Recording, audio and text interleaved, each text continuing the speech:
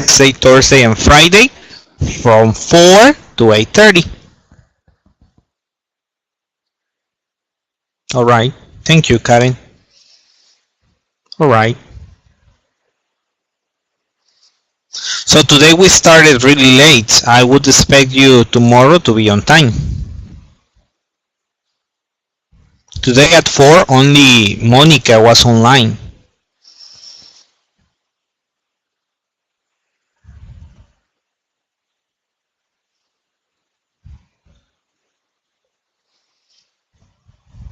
Well, Monica, Trisha, and me. But Trisha, can you open your camera a little bit?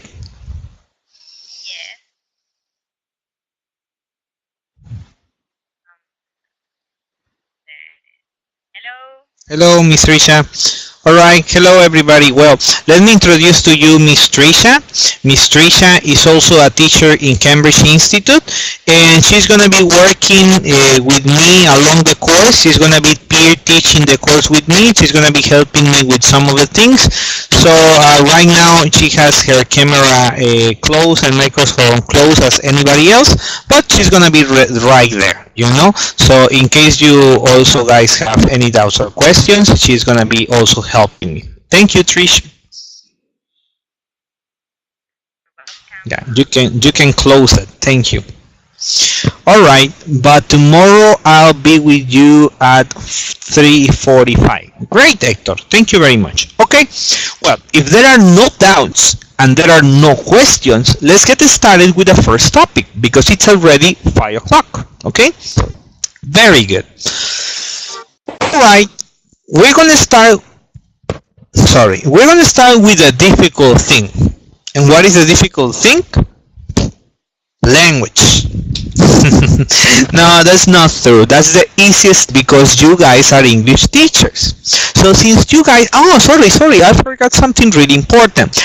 Mr. Marcos asked me in the morning, what would it happen if you guys cannot take the class one day or 1 hour, or if you have to leave the group early? What would it happen? How can you recover that time? Don't worry. This class is being recorded right now.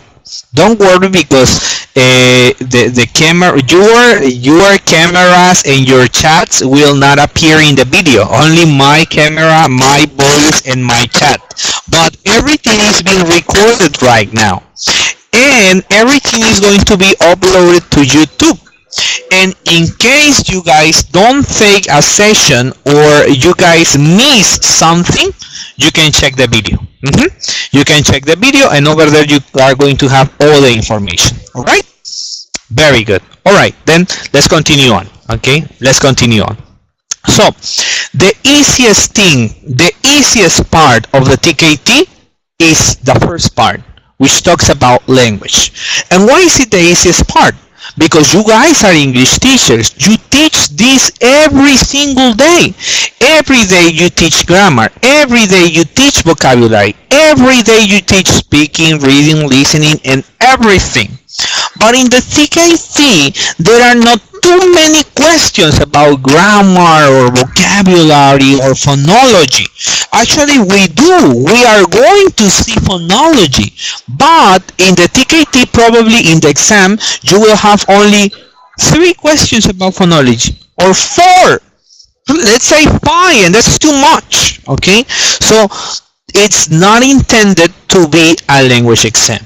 But anyhow, we are going to review the most important information about language.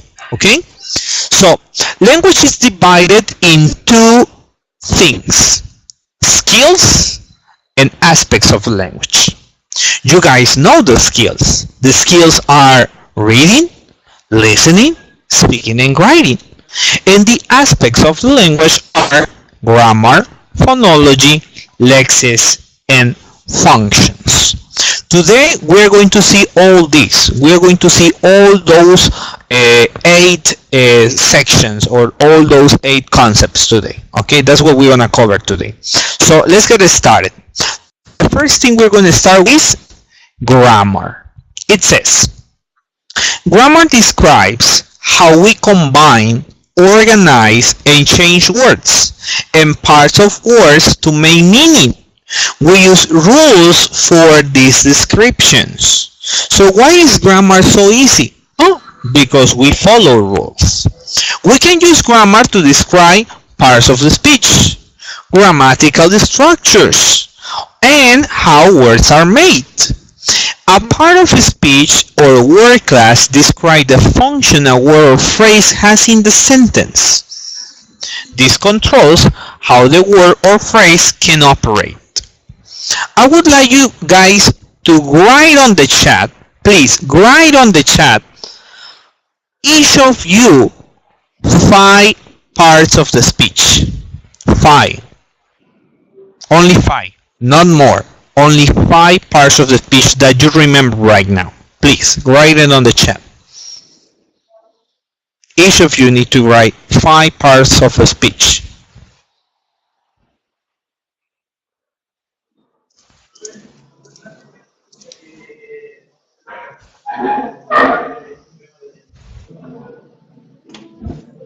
Very good. Thank you, Marcus.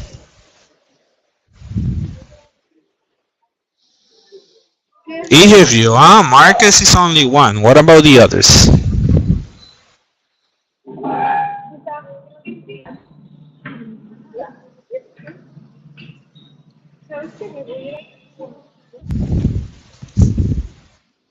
Great. Thank you, Hector.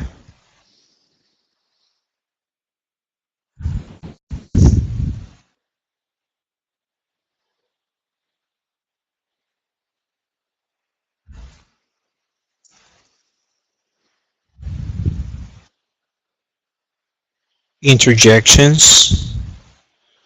All right. All right. 1, 2, 3, 4. It's missing Karen and Monica.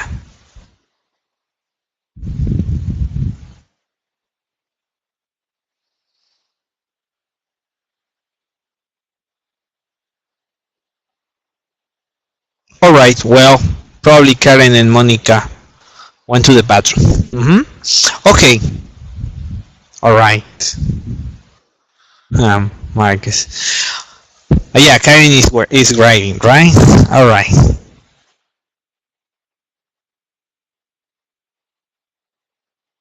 Oh no, it's also Alberto missing, right?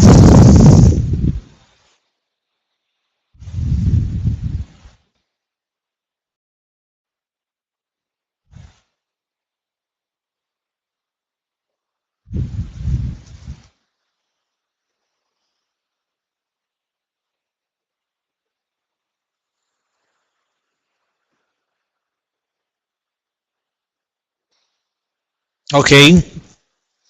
All right, you have 4. Karen, you're missing one. That's not fair because the others gave most of the answers already.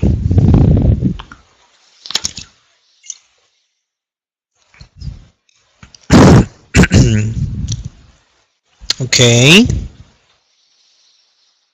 All right, Monica, you have 4. Is missing 1. And all right, very good job, guys, very good job. So those are most of the parts of the speech.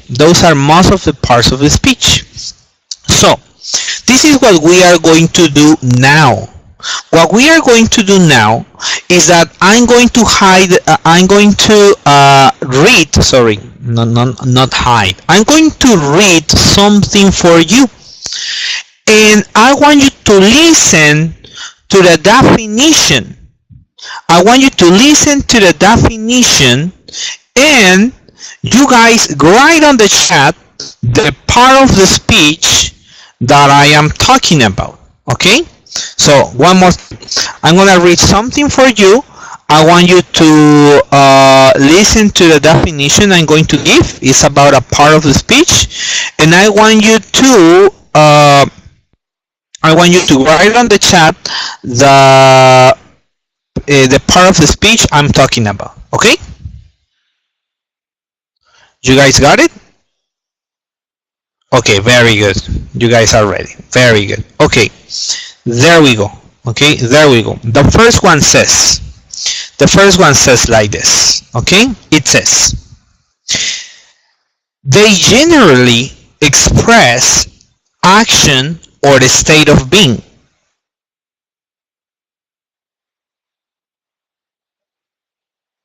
What is it? It says, they generally express action or state of being. Very good, very good, very good, guys. I told you this was going to be the easiest part. Next, listen.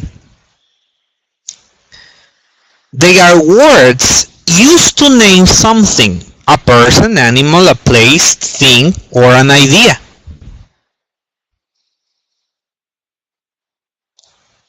Great! Very good. Very good. Next.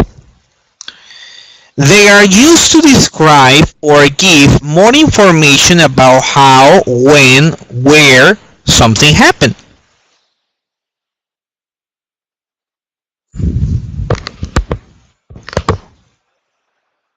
Well, that's good, guys. You're very smart. You're very smart. Great job. Great. Very good. Okay, next. They are used to connect a noun phrase, or pronoun to another word or phrase. Conjunctions. I'm gonna read it again. Listen. They are used to connect a noun phrase, or pronoun to another word or phrase. They are not conjunctions. They are not connectors.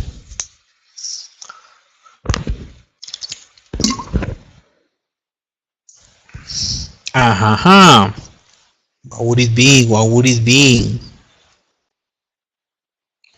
Give us a clue. Okay, I'll give you a clue. They are used to connect a noun phrase, or pronoun to another word or phrase. They are not connectors. They are not conjunctions. It starts with P.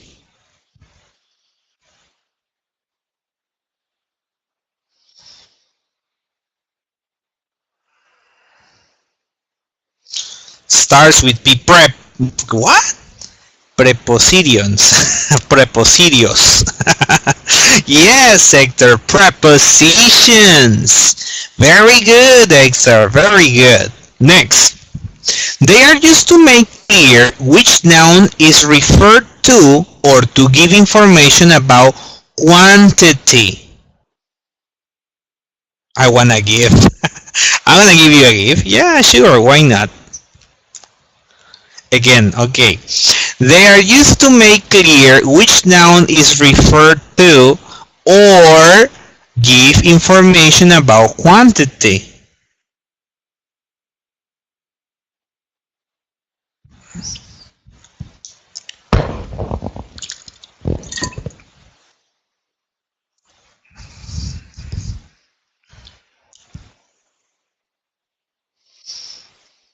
No, it's not adverb, sorry.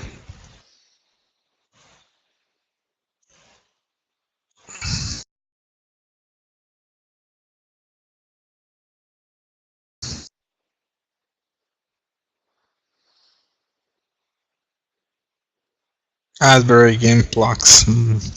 Alright. Alright, listen again. They are used to make clear which noun is referred to, or to give information about quantity.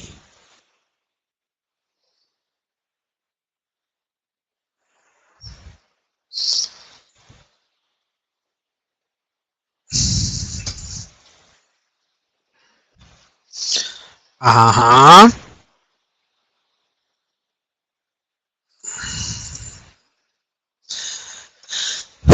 No, it doesn't. Come on, guys. This is very easy.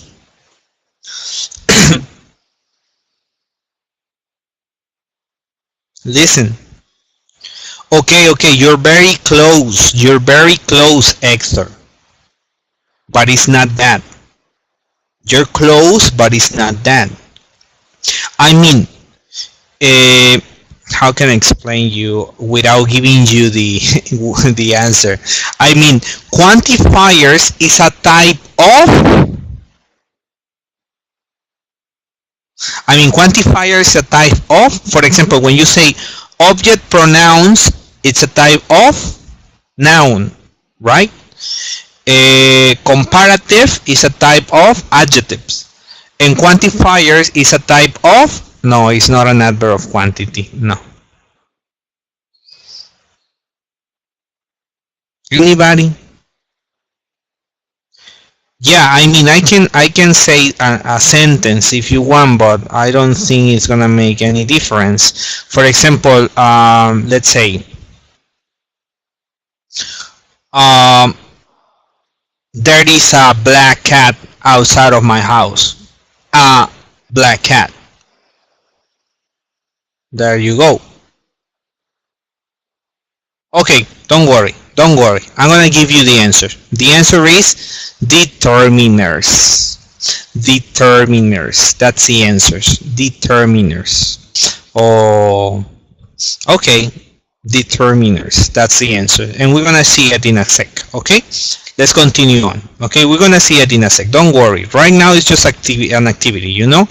But we're gonna see it in a sec. Okay? Next one. They are used to describe, oh no, sorry, I said that already. Sorry. They are used to describe or give more information about the noun. Really easy. They are used to describe or give more information about the noun. Adjective, very good. Yeah, it was very easy, right? Alright, next. It's a little bit more difficult. They are used to join words, sentences, or parts of sentences. They are used to join words, sentences, or part of sentences. Very good, Hector. Conjunctions. Very good. The last one. They are used to show a strong feeling, especially in informal spoken language.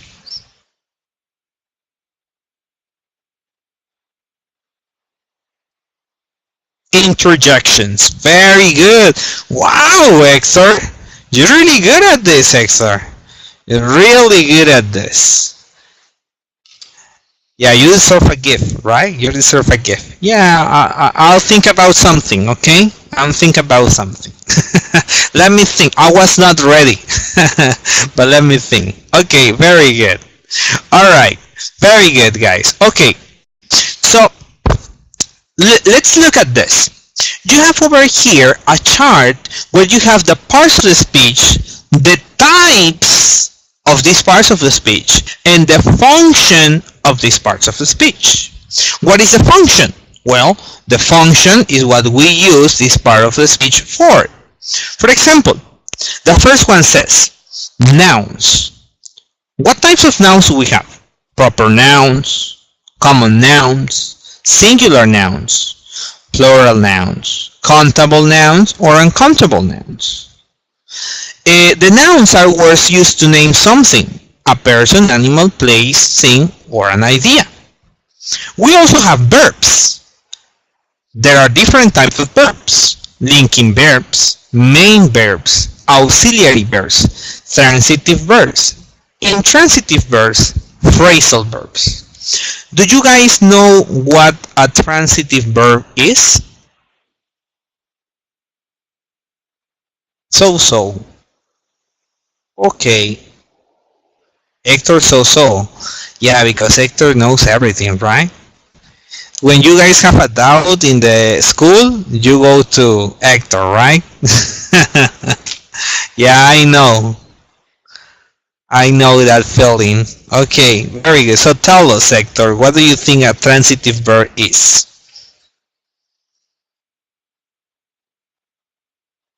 Yes or no? Well, I'm going to explain you, okay?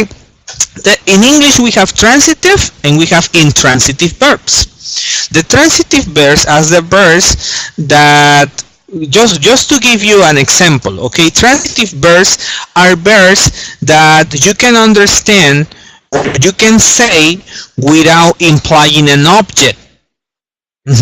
For example, when you say, I run every day. I run. Okay? I mean, you understand it. I mean, I don't have to say an object after run. So I only say I run, and that's it. Right? But when I say I move every day, I move every day, you need to say an object next to move. So you say I move, and you need to say an object. And when you say the object, well, you can understand it better. But if you don't say the object, then you cannot understand it. For example, if I say I move my head, right? So that's a difference between transitive and transitive verbs. Yeah, that's right, Marcus. Very good. And well, you guys know the phrasal verbs too. And verbs are generally express actions or a state of beings. You know, some verbs express actions, and some other verbs express state of beings. What verbs do you guys think express a state of being? Give me an example. Have, live, the verb be, feel, like. Very good. Thank you. Alright, we got then adjectives. We got different adjectives, comparative adjectives and superlative adjectives. They are used to describe or give information about a noun. We have adverbs of manner, adverbs of degree, adverbs of times, adverbs of frequency. They are used to describe or give more information about how, when, where something happens. We have determiners. Like possessive adjectives, articles, demonstrative adjectives, and quantifiers. They are used to make clear which noun is referred to or to give information about quantity. We have prepositions, prepositions of time, prepositions of place, prepositions of direction, and they are used to connect a noun, noun phrase, or pronoun to another word or phrase. We have pronouns, personal pronouns, possessive pronouns, relative pronoun, and reflexive pronouns. They are used to replace or refer to a noun or noun phrase just mentioned. We also have conjunctions, conjunctions of reason, conjunctions of addition, conjunctions of contrast. I would like you guys to give me an example of conjunction of reason.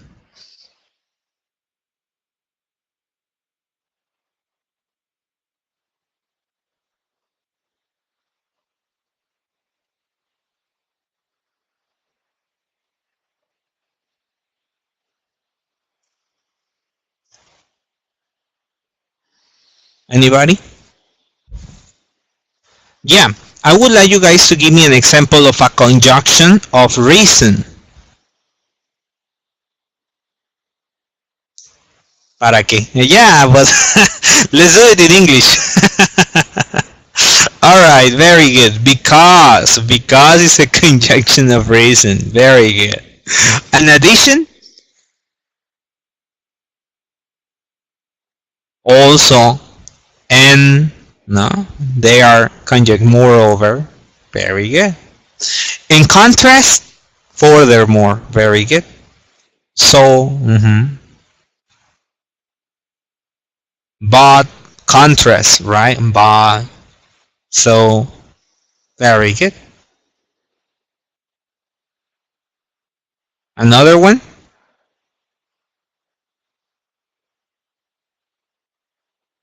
No more. However. All right. Instead of, right? Despite of, in spite of. Very good. Very good. I got lost. Don't worry, Hector. All right, and then we got exclamations. Well, and conjunctions are used to join words, sentences as part of sentences. Now, look at this conjunction. Used to join words, sentences, or part of sentence. And then look at this, prepositions. Used to connect a noun or noun phrase to a pronoun or another word or phrase, right? So you see, a conjunction links sentences. A preposition links the noun to another noun or noun phrase. So that's the main difference. So conjunctions link sentences. Prepositions links a noun to a noun phrase or another noun or a pronoun.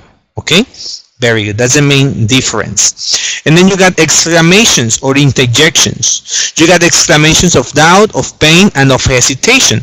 And they're used to show a strong feeling, especially in informal spoken language. For example, what would it be an exclamation or interjection, right, of doubt? Yeah, Hector says, wow, right? And that is an interjection, right? It's a maze, right?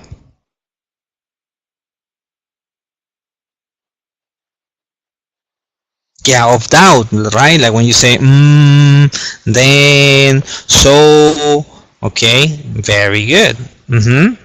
All right. And then of pain, like when you say, ouch, I, right? Those are interjections too. Or you say hesitation, like, uh, hesitation. Very good. Okay, very good. All right, guys. You guys let me know if you feel I'm going really quickly, because usually in the case of language, in this part of grammar, lexis, and all this part of language, I don't take too much time, because I know there is too much to explain if you don't know language. If you don't know this because you don't know the language, then it will take us too much time. But since I consider that you guys are English teachers, I'm not taking that long to explain everything about these parts of the speech. So if you guys need more information, or if you guys feel I'm going really quickly on this, let me know, please. Okay? Very good. We're going to have an activity for this. Okay? Let's do the following. Let me open it for you.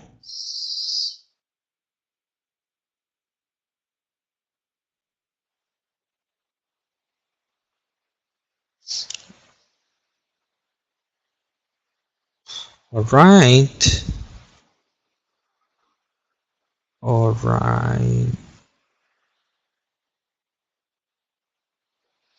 All right. It's a describing language. More. Exercise 1. Look at the underlined words in the sentences below and match them with the words from the participant worksheet 1 given on the box. Okay, so here we have, you can see here different parts of the speech on the box. You see exclamation, determiner, verb, preposition, adjective, article, noun, conjunction, adverb, and pronoun. So what I want you guys to do, is to write what is each of these underlined words. For example, number 1. What is number 1? She. What is it?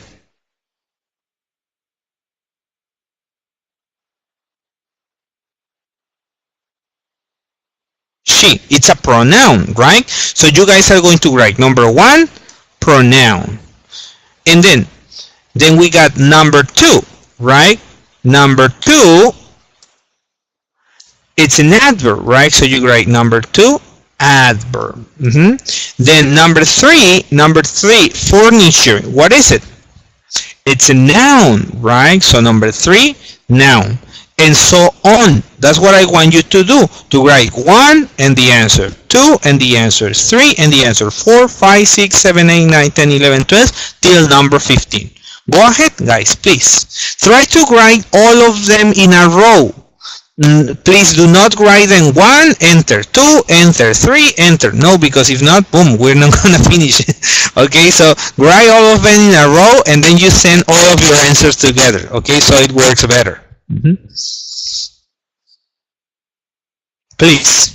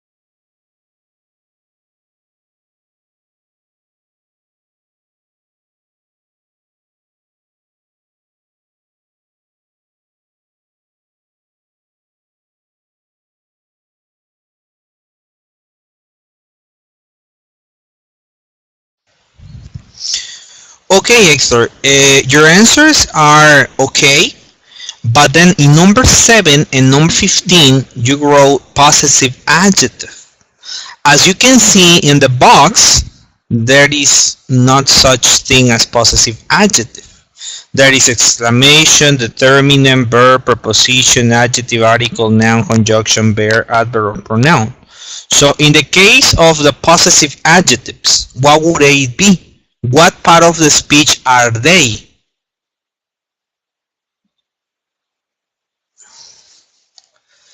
The same thing for Marcos. Remember that it is using the words from the box. The words from the box are the parts of the speech. What are the possessive adjectives? They are adjectives. No, they are not adjectives, Hector. Try to remember. What are they?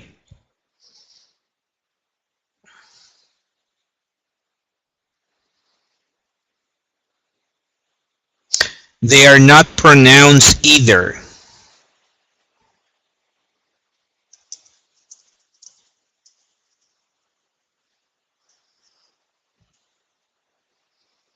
Yeah, it's okay. You can copy and paste, or you can just write the answers for number 7 and number, what was it? Number 7 and something, and number 15.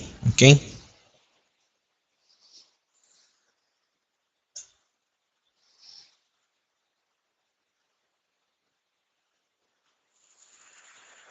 Yeah, it says pronoun, it's there, but a possessive adjective is not a pronoun,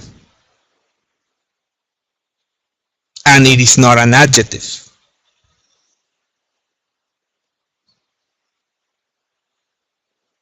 Okay, all right.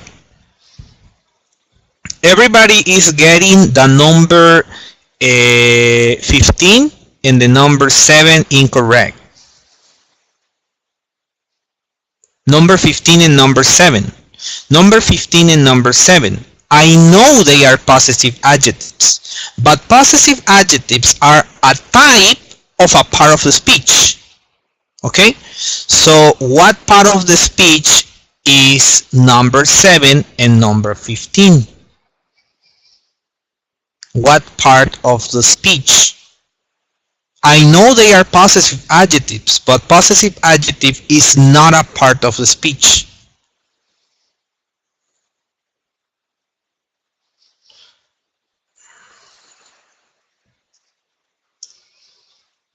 Who remembers?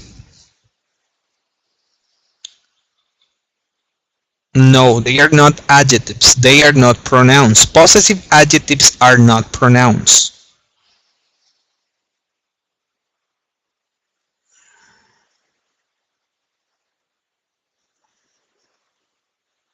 Okay? Well, if nobody knows the answer, let's go back. Okay? Let's check right here. And it says, determiners, possessive adjectives, articles, demonstrative adjectives, and quantifiers. They are used to make clear which noun is referred to or to give information about quantity. Possessive adjectives are determiners. So possessive adjective is a type of determiner.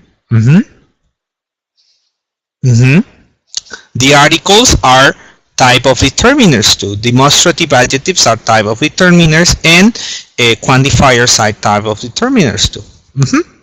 All right? Better? Great. Thank you. Thank you, Hector. Yeah, as I said, sometimes that's a problem of TKT, that we need to get aligned, to the standardized information that Cambridge University manages. That's the only thing. Okay? Very good. Doubts, question? Everything is all right? Well, it seems that all of the other ones, it seems that all of you guys got them correct. Only for that one, I guess, was the only problem. Okay, let's try another activity. Let me display another activity for you. And it says right here, give me a sec.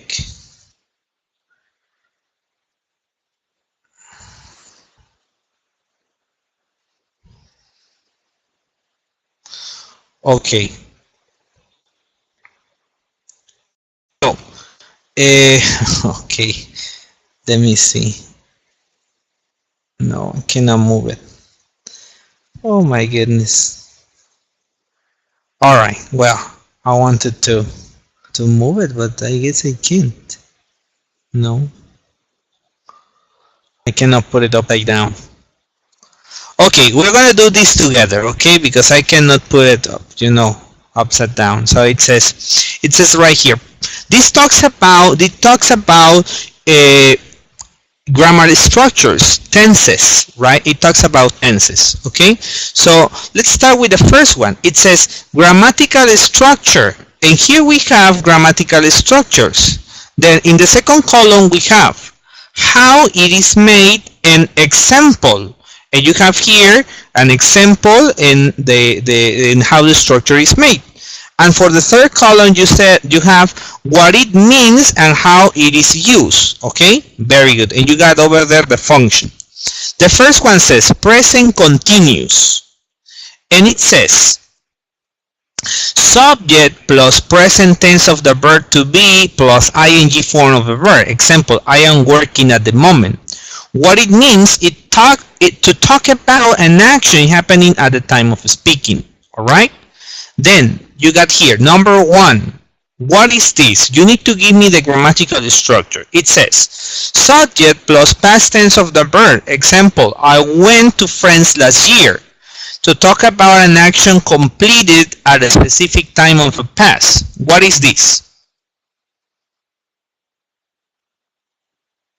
Mr. Cruz has a tablet. Okay.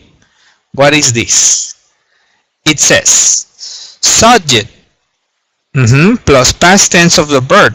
What grammatical structure is this? To talk about an action completed at a specific time of the past. What is it?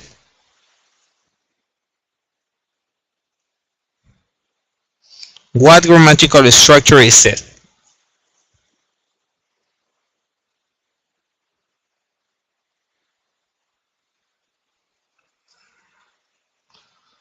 What is it?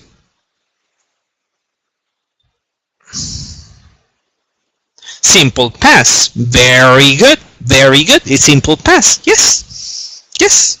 That's right. Okay. Let's go for number two. So number two, you need to write the how is it made an example. Okay. So I need you to write the structure, the formula about how the structure is made and an example. And it says present simple. To talk about routine or a routine or habit. So I want you to write how this is made and an example.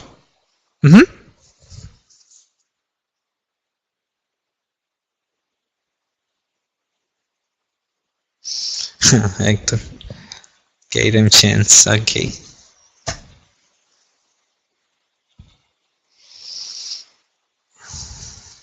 Yeah. Yeah, it is simple present. Yeah, Hector. But now you need to write how it is made and an example.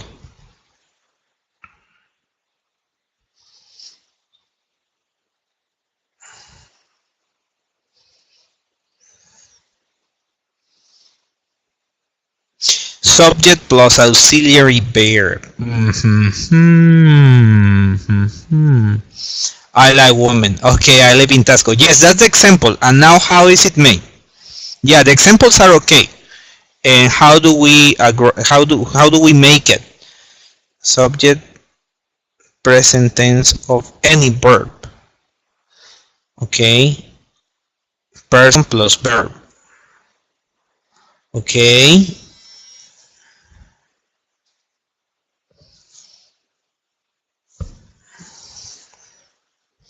Any other idea?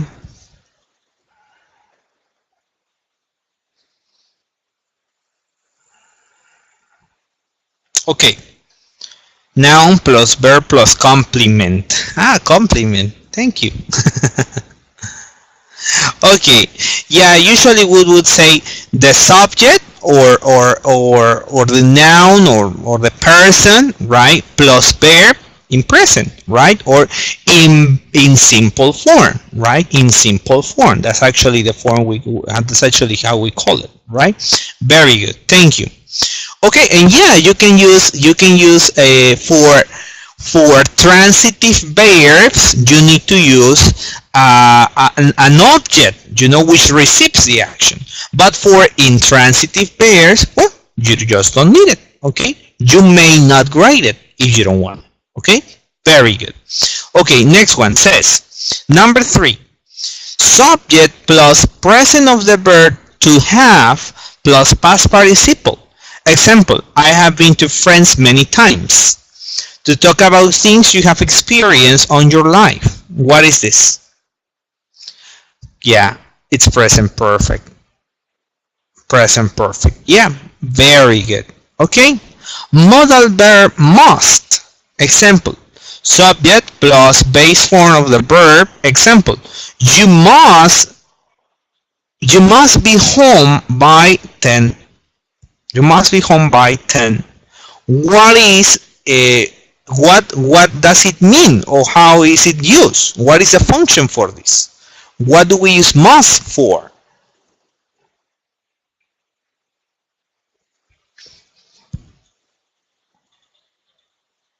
It's a modal verb. Yes, it's a modal verb, and it talks about an obligation. Okay. Giving suggestions? No. It's not for giving suggestions, Gerardo. In the case of suggestions, we use should or ought to, right? But in the case of must, we don't talk about suggestions. We talk about obligations. Yes, Monica. Yes, Kevin. Yes, Hector. Express permission. Express permission. Express permission. I cannot figure out an example where it talks about permission. Can you give me one? Because I cannot figure it out. Okay. Usually we use must to talk about mandatory situations, right? Like you guys said, obligations, right? So something that is mandatory, right? Mandatory situations. Or a necessity. Orders. Yeah, orders. Yeah. Like have to. All right. Future with going to. You have to express intention. What is the future with going to? What is the structure for future with going to? What is the structure?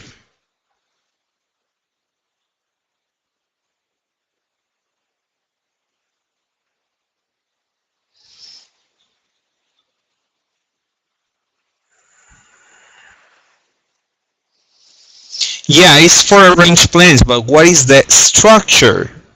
The structure, I mean, how do you make sentences?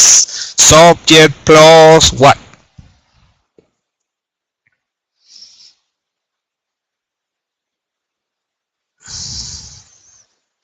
Person plus be going plus the verb. Okay, yeah, you use the subject plus be going. Is it always be going? Subject plus the verb be plus going to plus verbs in present. Subject plus going to plus verbs in simple present. Okay. Plus auxiliary plus verb plus complement. Okay. And there's a lot of complements. Yeah, usually the structure is subject plus present tense of the verb to be, right? Present tense of the verb to be plus going to plus base form of the verb. So subject plus present tense of the verb to be plus going to plus base form of the verb. And number 6, it says if plus subject plus present simple. Example plus subject plus will plus verb infinitive. What is the verb infinitive? What do you guys know about the verb infinitive? What is verb infinitive? Who can tell me? Verb infinitive. It's right here. Let me underline it. The verb infinitive. What is it? It's the base form, the basic form, not conjugated. Very good. Yeah, like when we say like, right? Only like, right? Boom. That is the verb infinitive. Love, live, run, jump. That's the verb infinitive. When you say to eat, that is not verb infinitive. That is it's only like that, infinitive. All right. So it says subject plus present simple plus subject plus will plus verb infinitive. Okay. What is that? For example, if I see him, I'll tell him. To talk about something that is possible in the future and the action that will be taken. What is that?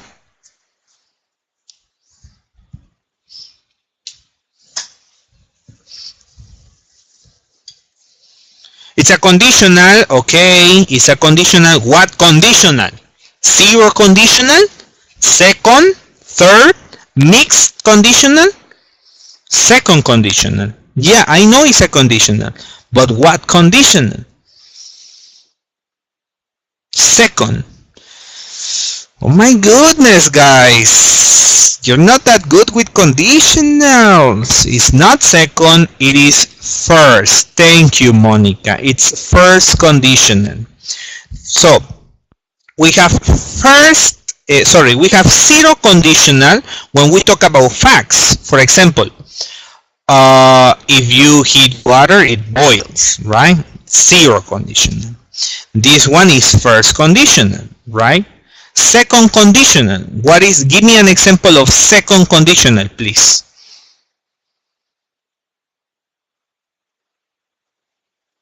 This is first, right?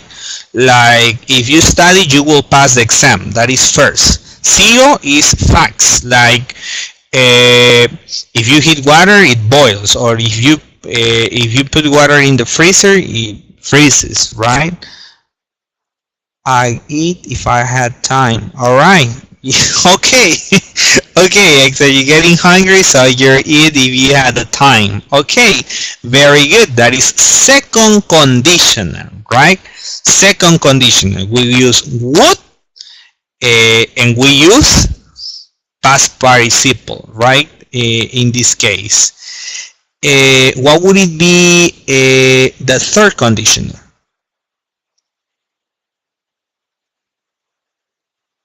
Third.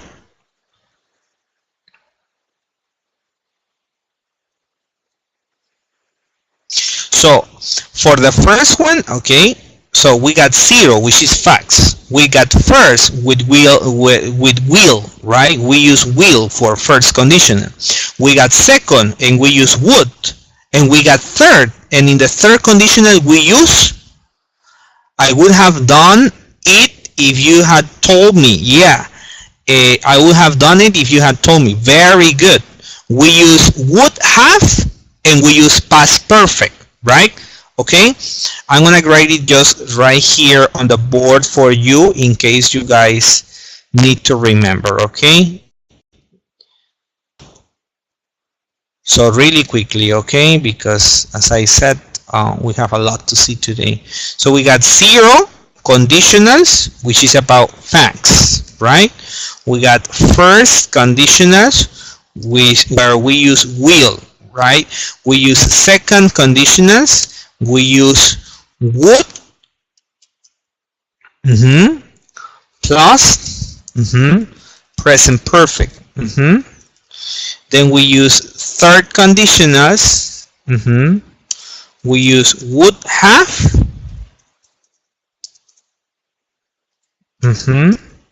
plus past perfect. Okay, those are zero, first, second, and third.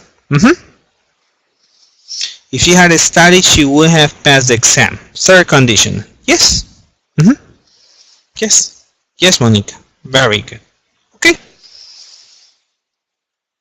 Very good. Excellent. Okay. Let's go back to the presentation. Let's go back to the presentation. Thanks. Second. Yes. Okay. Very good. Okay. Well, Sometimes people or students stress out a lot because they start thinking, like for example right now you guys probably start thinking like, oh my goodness, so this is only about grammar, it's too much. But don't worry, I mean, as I said, in the real exam and in the exam usually there are only 2, 3, 4 questions about this. I mean, not that much. I mean, they don't not gonna ask you a lot about this. Probably they're not gonna ask you about conditions. So don't worry, okay? And as I said, you just need to have a B1 level in order for you guys to pass the language part. Okay, let's continue on. Okay, it says. Grammar rules describe grammatical structure. These rules of grammatical structure use grammatical terms to describe forms and usages. Grammar includes a large number of terms, grammatical structure, uses, and forms. And here we have some structures. We have the tenses, all of the tenses, the form, different forms up to the tense. There is no specific form for all of the tenses. And the term, they describe a temporary or background situation. We got the passive voice. We have subject plus the verb to be plus past participle, and sometimes if needed you use by and the agent. Okay, and then you got the term to show what happens to people or things. You got reported speech. It varies up to the tense and is used to report what other people said. And we got indirect questions. We got positive statements, negative tag. Negative statement, positive tag, right? And they are used at the end of a statement to confirm the information, right? Indirect questions, tag questions, right? Very good. And let's just close this topic. Key concepts about grammar. This, like every single topic we cover, at the end I'm going to give you key concepts. These key concepts are like boom, like a summary of the most important. So grammar rules describe the way that language works, but language changes over the time. So grammar rules are not fixed. So I don't know if you guys have heard that before, but grammar rules are not fixed. Okay, they vary over the time. The grammar we use today is not the same grammar they were using 100 years ago. 100 years ago they were using different grammar structures. So it goes changing, language goes evolving, over the time. Grammar rules traditionally describe written language rather than spoken language, and you as teachers know that, right? You as teachers know that the grammar rules apply for written language, but for spoken language we say too many things, right? But we don't say them sometimes properly. Learning some grammatical rules and terms make language learning easier for adult learners, whether young learners might not find them useful at all. I mean, adults learners like me, like you adult learners, they would really appreciate you to teach them grammar. But if you guys have taught children before, children don't need it. They don't care about it. They just want to produce the language. Just learning grammatical rules and structure doesn't give the learner enough help to communicate, and we know that, right? We know there are some students, and those students who think that through learning grammar rules and learning vocabulary, they're going to learn the language, and that's not true. That's not true. Language implies many things besides vocabulary and grammar. Okay? Very good. Let's go to the last activity about grammar. This is the last activity about grammar, and this is how the real exam is. This is how the real exam is. The real exam is very similar to this. It says, for questions 1 to 5, match the example sentences with the grammatical terms listed A to F. Mark the correct letter A to F on your answer sheet. There is one extra option which you don't need to use. Okay? Very good. I want you to give me your answers on the chat. Okay? So you got 1, 2, 3, 4, and you need to match them to A, B, C, D, E, F. Okay? Go ahead.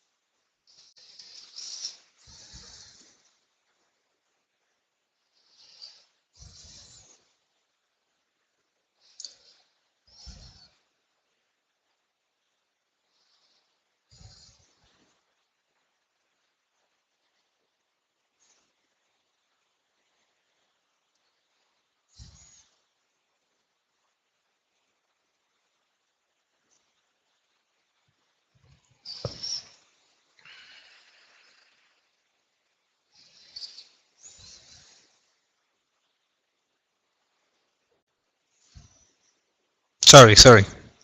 There you go.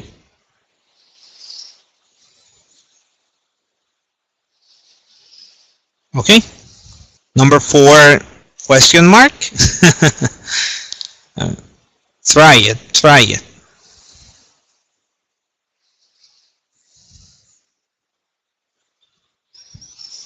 The 4 is not clear.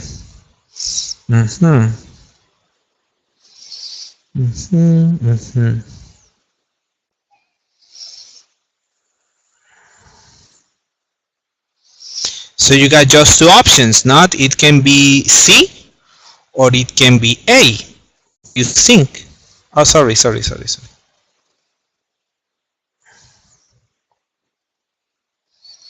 He doesn't like playing chess.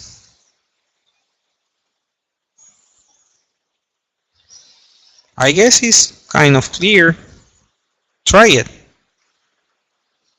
You say simple present, yeah, but you don't got simple present as an option. You got gerund and you got present perfect continuous. So what do you think? You think A. Okay, we're gonna check it in a sec. They cannot be repeated. Okay, they cannot be repeated. Remember that, please.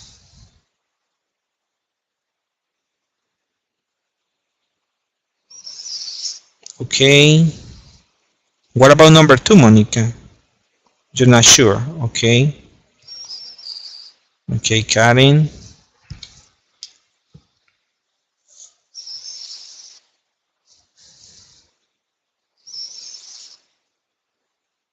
Let's wait for another one more. I'm okay. Yeah, I don't want to say if you're okay because there are some people missing. Okay, just give me 1 minute more. Okay. Yeah. I'm waiting for another one. Okay, so I can give you the answers. Okay.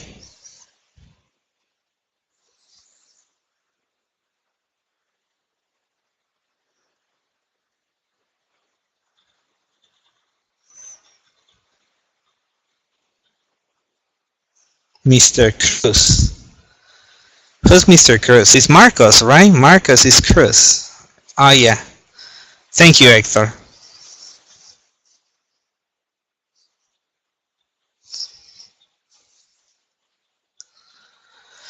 All right. Okay, let's check the answers then. Thank you, Hector. Let's check the answers then. All right, so it says, then I realized what had happened. And what would it be? Okay, what had happened? And here, as you guys said, the answer is letter F, past perfect simple. Many old houses are made of wood. Are made of wood. Are made is present simple passive. We've never seen a well before. We've never seen a well before, present perfect simple. He doesn't like playing chess. So since it's not present perfect continuous, well, it is a gerund. And the last one, she said she was really upset. She said, report her speech. You were okay, Hector. And all of you, I guess. Very good, guys. So that's about grammar. Excellent job. Excellent job, guys. Okay, I'm gonna send you homework about grammar. Okay, I'm gonna send you homework about grammar. I'm gonna send it to your mails, and it's gonna be this one actually. Okay, this is gonna be your homework about grammar. So for you to practice tomorrow or today, it's just a puzzle. You just need to complete the puzzle with these clues right here. Okay. It's about the parts of the speech. So you just read it and you just fill in the puzzle. And tomorrow we're going to check the homework. I'm going to send this to your mails with the book. Okay? Alright guys, let's continue on. Thank you. Okay, let's continue on. Alright, so we talk about grammar. Let's go to the next part. The next part is lexis. Lexis. It says, what is lexis? Lexis means vocabulary. Okay, lexis means vocabulary. And as grammar, vocabulary or lexis also have different items, different parts that we need to consider. Lexis, it is individual word or set of words, example, vocabulary items that have a specific meaning. For example, 3, get up. First of all, vocabulary items have different kinds of meaning. Different kind of meanings. Firstly, there is a meaning that describes the thing or idea behind the vocabulary item. Example, a tree is a large plant with a wooden trunk, branches, and leaves. This meaning is called denotation. Then there is a figurative meaning and a context meaning. The meaning of some vocabulary items created by suffixes and or prefixes to the base word or by comparing words to words together that have meaning as bookshop, or collocations, words that often occur together like heavy rain. To help distinguish the meaning of words from the other related word vocabulary items, they can be grouped into synonyms, antonyms, and lexical sets, group of words that belong to the same topic. Alright, let's analyze this because it has a lot of information. First of all, we have in the first part, it says that vocabulary items have different meanings, not only one single meaning. And you know it because when you open a dictionary, you can say 2, 3, 4, or 5 different meanings. But the most common meanings the words have, or the lexical words have, are the denotation. What is the denotation? The denotation is the meaning that describes the thing or idea behind the vocabulary. Like when you say tree, right? It says over there, a large plant with a wooden trunk, branches, and leaves. But it says that is a denotation. That is the meaning behind the word. But this meaning is called denotation, and there is a figurative meaning. What would it be a figurative meaning? For example, when you say a family tree. A family tree. Well, when you say a family tree, you're not talking about a plant with a wooden trunk, branches, and leaves, right? No, you're talking about the diagram where you can see all of your family. So when you say family tree, the word tree is figurative, right? And then you also have a context meaning, which is the word into the context. And we know that every single word may have a different meaning up to the context. Like for example, if I say, I'm gonna cut down that ugly tree of my neighbor, right?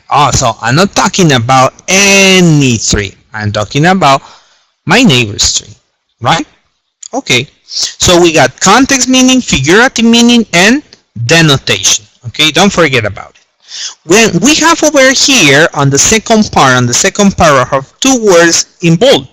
The first one says compound words. Compound words are 2 words together that have meaning. So when we put 2 words together and they have meaning, they are compound words. For example, book and shop.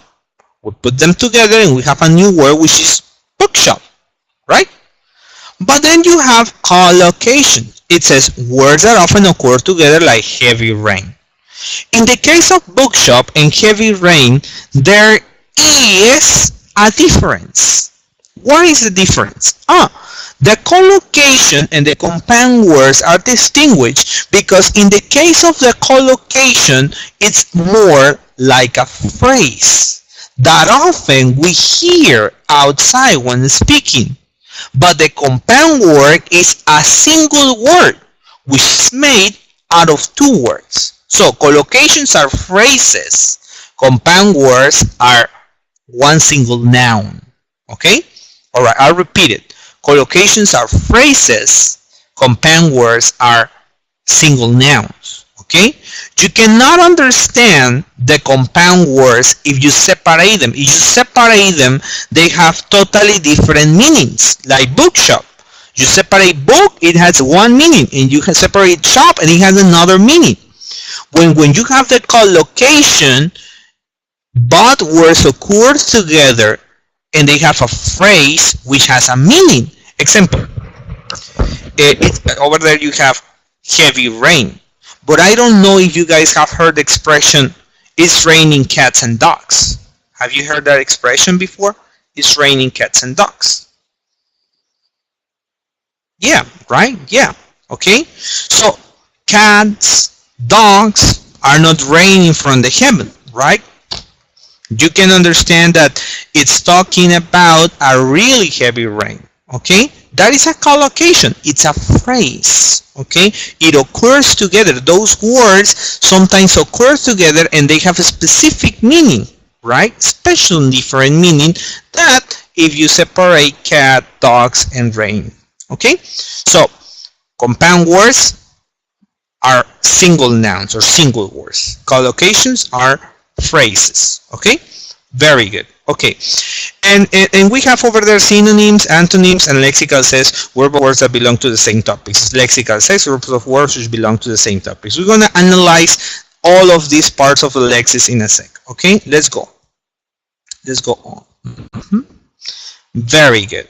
So we have right over here. We have right over here how we can analyze one single word. For example, the word clear. I want you to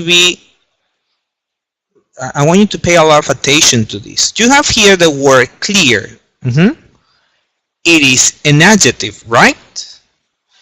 And right here you got the word paper. Paper, it's a noun. Okay? All right. So denotation of clear. Denotation of clear. What did we say is the denotation? Who remembers what denotation is? Who remembers denotation? What is denotation? What is it? We just said it. Who remembers?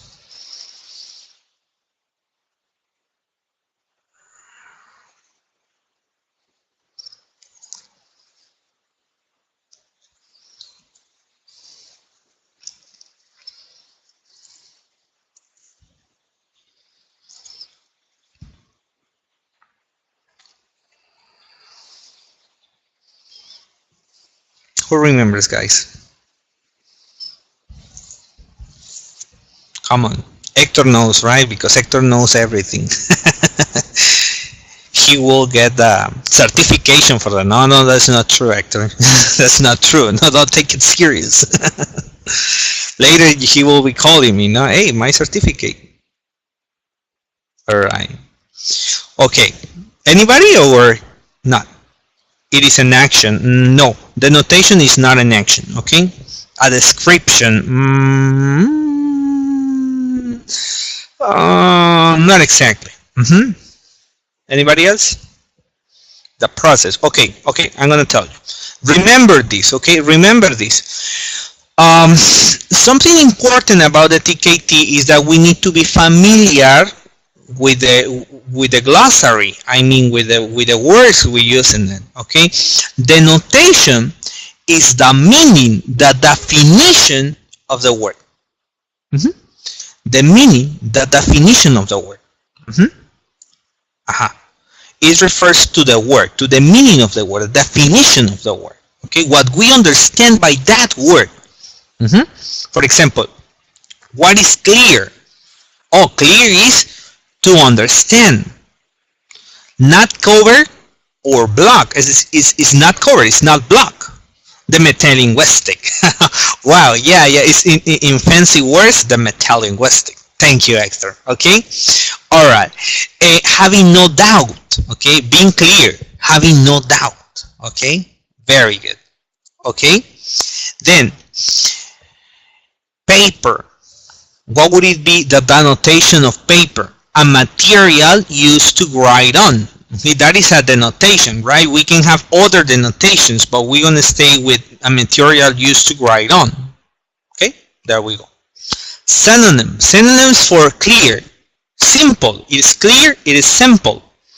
For meaning number one, simple. For meaning number two or number three, certain. Synonyms for paper, there are no synonyms. Antonyms or opposites. Confusing, untidy, covered, unsure. For papers, we got no antonyms, no opposites. Lexical set. Lexical set means that it belongs to the same group. It's different to say lexical set than to say part of the speech. We say lexical set when we refer to nouns, to piece of vocabulary. Like for example, when you say classroom objects, that's a lexical set. And in that lexical set, in that group of words, you may say different words into that category. You can fit different words into that category. For example, when we talk about classroom objects, you could say board, book, marker, pencil, notebook, right? And many other more. In this case, for clear, we got none, because over there we are talking about a verb or an adjective, okay? And that would be more a part of the speech than a lexical set. In the case of paper, we do have a lexical set. Paper, stone, plastic, clothes. All right. Prefixes. Prefixes. You understand the prefixes, right? The little particular. The little particular you add before. You add before the words. So you can make a new word with a new meaning, right? For example, unclear. And you created an antonym, an opposite for clear. For paper, you got none. But suffixes, the little particular you are at the end. Example, clearly. Clearing. Paperless. Compound words. Clear head. Oh, sorry. Clear-headed. Sorry, clear-head, I said. Clear-headed, right? Paper knife, paper shop, paper bag. Collocations, clear skin, a clear day. So you see how a clear day is like a phrase, not a word, a phrase. To put pen to paper, that would be a collocation. Figurative meaning, clear head. On paper, example, it seemed a good idea on paper. All right. So, and you see all of these right here, all of these right here are the different aspects of the lexis of one single word. All right. Different aspects which involve the lexis of one single word. Okay? Are we okay? So far so good? Because you're going to have an example by yourself now. Okay, yeah. All right, very good. Now you will do it by yourself. The same thing. Okay? You're going to write it in a row. You write the notation, and then you write it. And you got synonyms, and then you write it. Then you got antonyms, and then you write it. And so on. Okay, so that's how you're gonna do it over there on the chat. Okay, so we're gonna choose a word. Okay, we're gonna choose a word. Let's see, an easy word. What about an easy word? Like, what word would it be? Something easy. Oh, something really easy. Polite. Polite. It's very easy.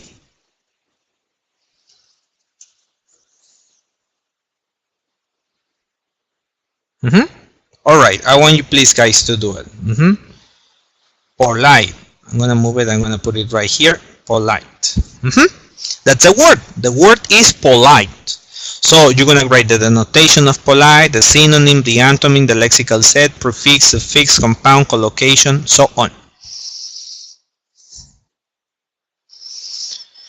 Well, try to do as much as you can. I'm just gonna give you, because usually you take too long for this activity. So students take too long for this activity. So I'm just gonna give you 2 minutes for this, okay? And try to write as much as you can. If you cannot find any prefix, suffix, collocation, don't worry, okay? Just try to write as much as you can, okay? And if you cannot find any, you can write none, this as in the example, okay?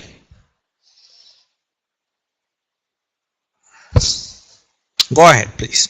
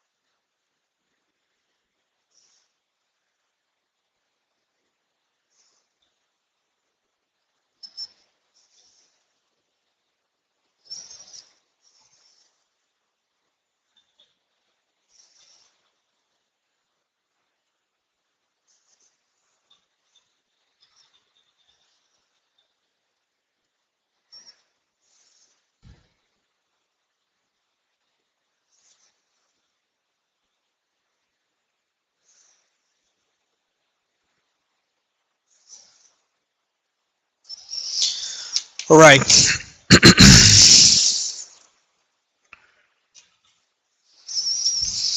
All right. So we have the notation to be educated, synonym kind, and root, lexical set, none. Very good.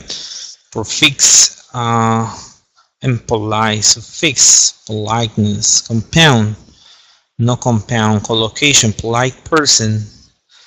All right. It's missing the last one. The last one is figurative meaning. Then polite, to respect, educated, rude, unpolite. Right. Oh, a nice person, rude, born, unpolite, politely. Right. Very good. hmm hmm Okay. Figurative meaning. Would it be any figurative meaning for polite? I don't know there, but here is really cold today.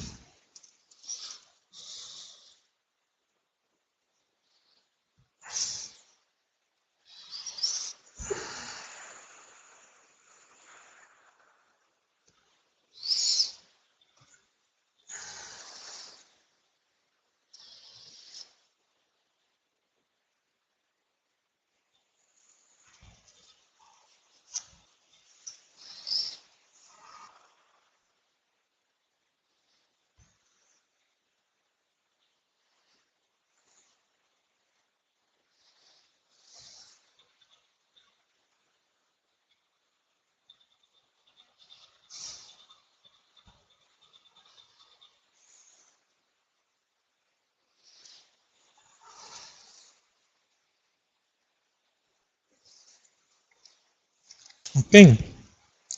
A polite environment. Very good, Hector. That's a good figurative meaning. Very good. Fixing politely. Good. Excellent. Very good. Very good. No other figurative meaning from the others, right?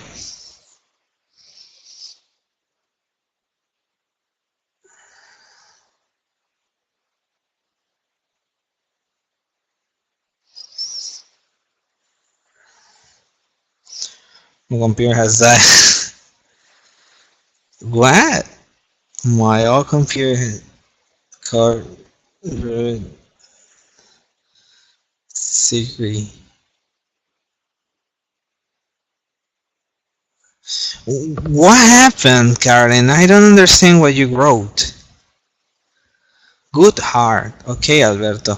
Okay, Alberto. Good heart would be a figurative meaning for heart, not for polite. I don't understand what you did, Karen. Okay, well, let's continue on. Very good. I understand what you did, Karen. I guess you got a little confused. You didn't need to write, or you were not meant to write any denotation, synonym. No, no, no. It had to be for polite. So the denotation for polite, prefixes for polite, suffixes for polite, compounds for polite, collocations for polite. Okay, so try to do it for homework, okay? Very good. Pollute. No, that would be not that. Okay, well, let's continue on, okay? Let's continue on. Let's have another activity for this, okay? Sorry. It's getting a little bit cold here.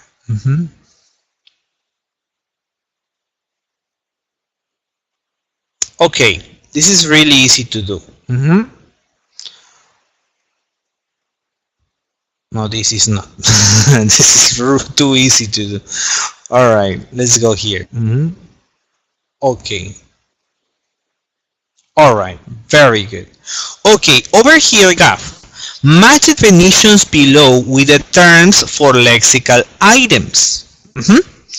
Here you have the terms for lexical items. They are these ones. I need you guys to copy these terms into your notebooks, because if I display this page, I cannot display this page at the same time. So I need you guys to copy all this in your notebook. Okay, copy this so I can show you the activity and you can do it. Please copy this, all of this. There are more right here, so whenever you finish the idiom, just let me know so I can go to the next page. Okay, copy them, please.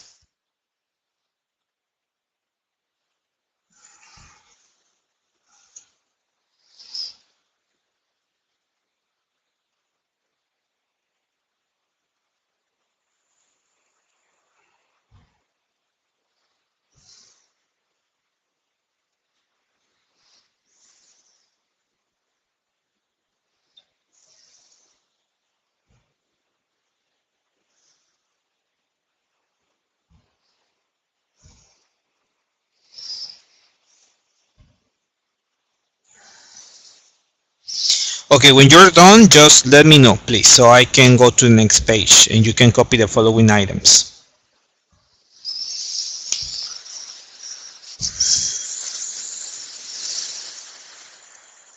We can take a picture. Yeah, you can do it. So you're done? You took the picture already? You guys are done?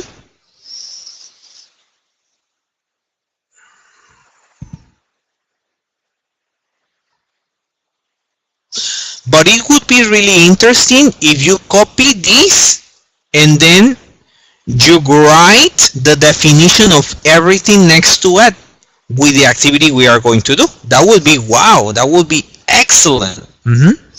If you like copy this on your notebooks and then you write, guys, next to it the definition, right? I'm going to show you the definitions. Actually, that's going to be the task. Okay, so that would be perfect if you can do it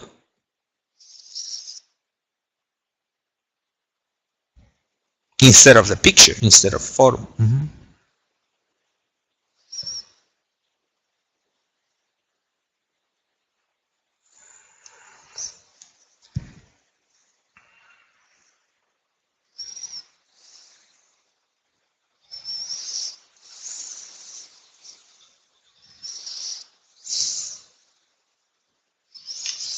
Let me know when you guys are done, please.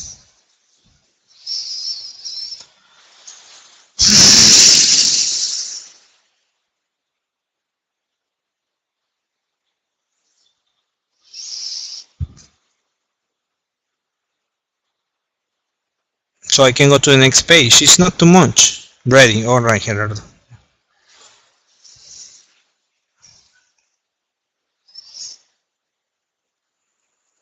You lost. Okay.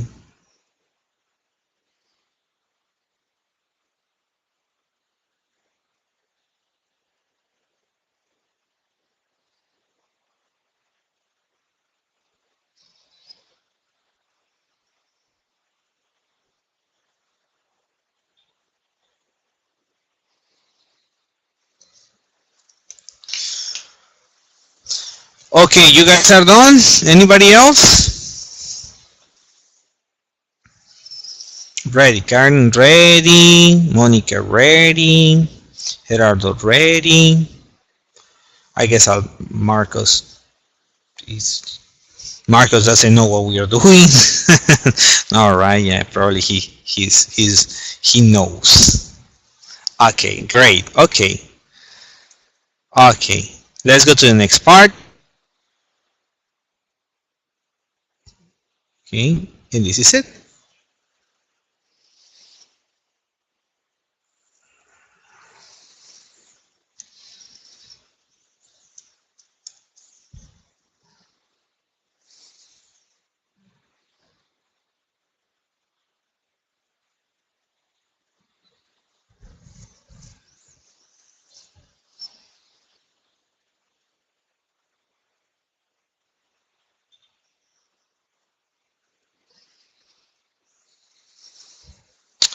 All right.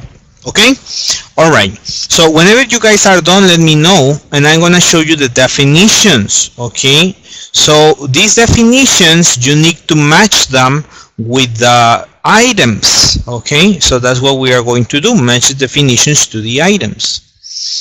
The definitions also include, some of them include some examples. Okay. Try to do as much as you can. Okay, we're gonna try to do as much as we can. But if you have problems with one or two, don't worry, we are going to check them all together. Okay, can I display the definitions now?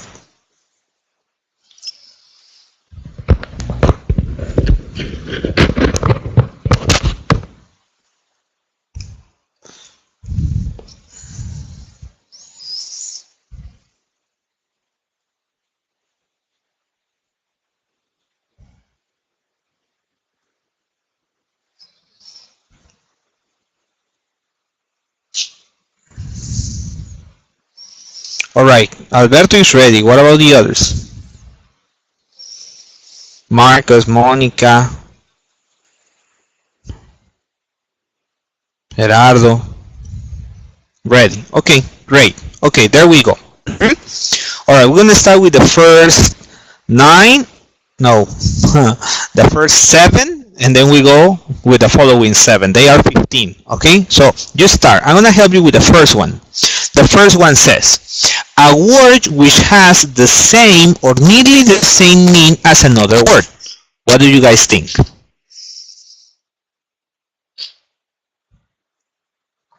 It's very easy, right?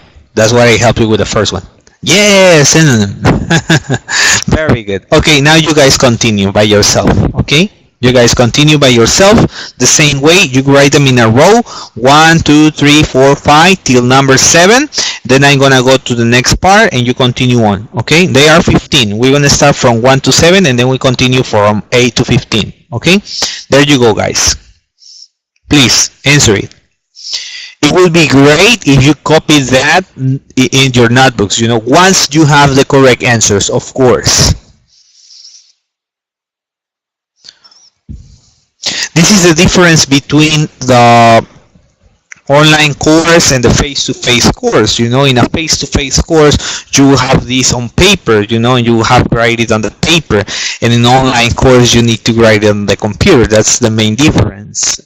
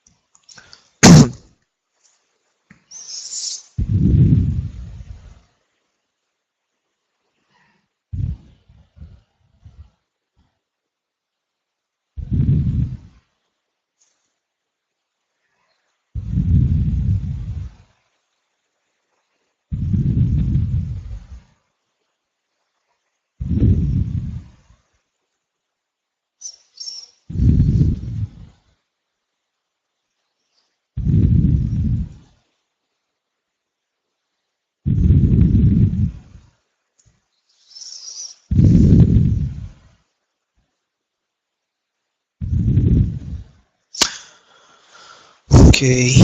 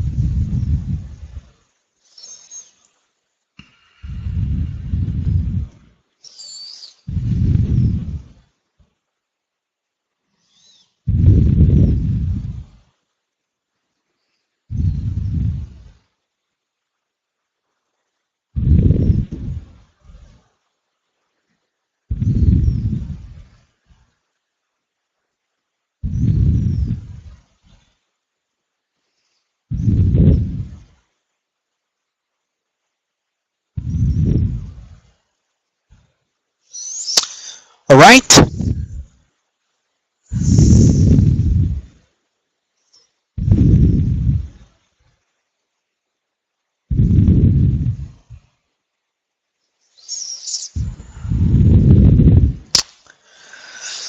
Who says me?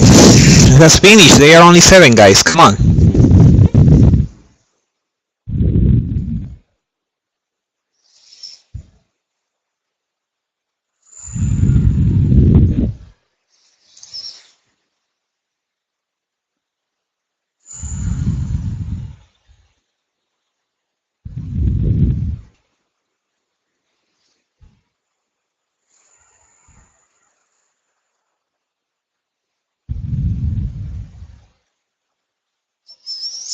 All right. Good. Thank you, Karen. All right, Karen. Okay, Karen. Number 3, number 4, number 7. It's not okay. 3, 4, and 7. They're not okay. Gerardo. Number 4, 5, 6, 7. Wow, congratulations, Gerardo. They're all right. Ah, no, sorry. No, sorry, Gerardo. Number 2 is not okay. 2 is not okay. Hector. What about number 3, Hector? Okay. Number 6, Hector, is not okay. Number 6 is not okay.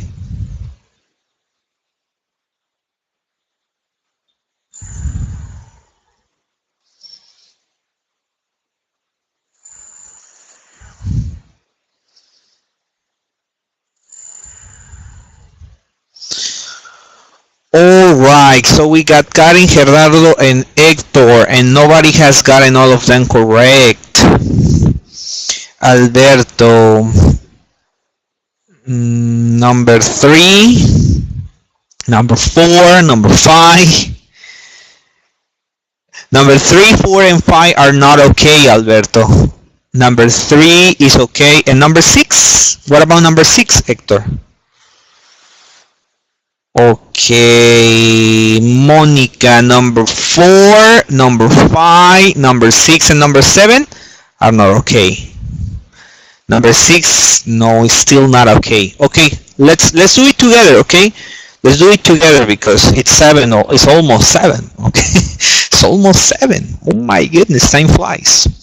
Okay, so it says, number 2, a meaningful group of letters added to the beginning of a root or base word to make a new word. So here the key word is beginning, which can be a different part of a speech from the original word. So since beginning is the key word, so and it is a group of letters at the beginning. When it is at the beginning, it is called prefix, right? Prefix. Very good. So number 2 was prefix. Number 3. A word in the target language which looks or sounds as it has the same meaning as a similar word in the letter's first language but does not. So it looks or sounds as it has the same meaning of a similar word in the learner's first language, but it does not. So this is a false friend. Great. A false friend or false cognate. Very good. Number 4. A meaningful group of letters added to the beginning or end. Oh, here is different. Here it says begin or end of a word to make a new word, which can be a different part of the speech from the original word. So it can be at the beginning or at end. It's called affix. Affix. Affix. Prefix, beginning. Affix, beginning or end. All right. Number 5. A verb which is made of more than one word. Example, a verb plus an adverb particle or preposition which has a different meaning from each individual word. Phrasal verb. It's a phrasal verb. Like sort out, get up, get down. It's a verb made up of more than one word. Most of the times verb plus adverb. Phrasal verb. Number 6. Listen to this one because it's very important. It says a word with the same spelling. Can you hear that? Spelling as another word, but which has different meaning. So when it talks about spelling, it is an homonym, not homophone. Because when you say phone, it refers to the sound. And here it refers to the spelling. So it's an homonym. Number 6. And number 7. I had it. I let it go. Okay. All right. Number 5 is phrasal verb. Phrasal verb.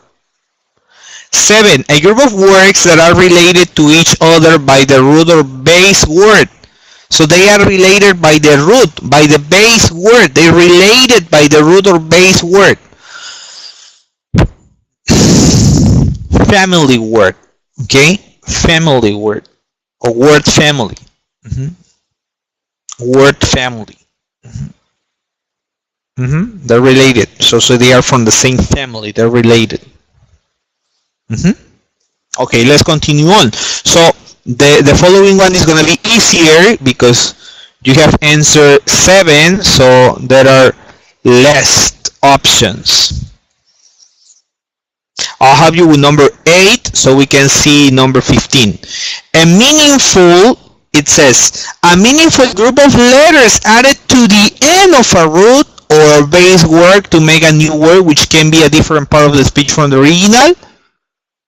Suffix, right? Because it says at the end. So remember, prefix beginning, suffix end, affix beginning or end. Very good. Okay, now you continue with number 9 till number 15. Go ahead.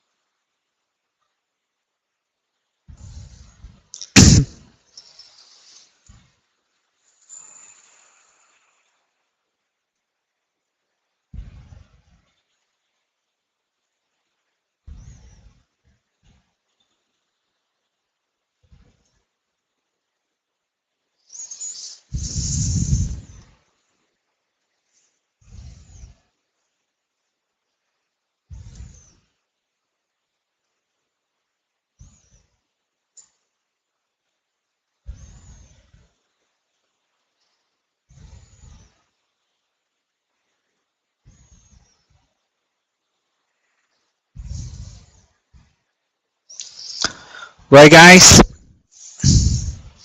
I cannot see anybody writing. So probably you guys are going to the bathroom. Don't leave me here by myself.